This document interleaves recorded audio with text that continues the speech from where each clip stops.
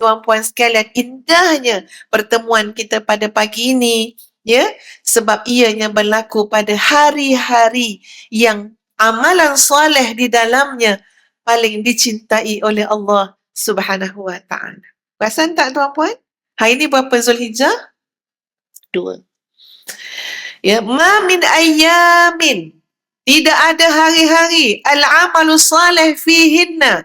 Amal salih dalam hari-hari tersebut ahabbu ilallah, yang paling dicintai oleh Allah Subhanahu wa taala min hadhil ayyamil 'ashar, daripada hari 10 awal Zulhijjah. Masya. Tidak ada hari lain yang amalan-amal saleh padanya paling dicintai oleh Allah nak dibandingkan dengan amal soleh yang dilakukan pada hari 1 hingga 10 Zulhijjah.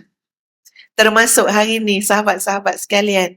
Ya, lepas tunda, lepas tangguh, akhirnya qaddarallah kita bertemu pada tarikh min hadhil ayyamil 'ashar, termasuk dalam 10 hari yang paling dicintai oleh Allah Subhanahu wa taala, iaitu pada 2 Zulhijjah. Masya-Allah. Tadi pun Ustazah masa masuk tadi pun, ya, solat sunat tahiyatul masjid sekejap. Lepas tu terasa, ya Allah, ya Tuhan, hari ni 2 Zulhijjah. Ya Allah, kau angkat amal aku buat, kami buat hari ni jadi amal soleh yang berlipat kali ganda.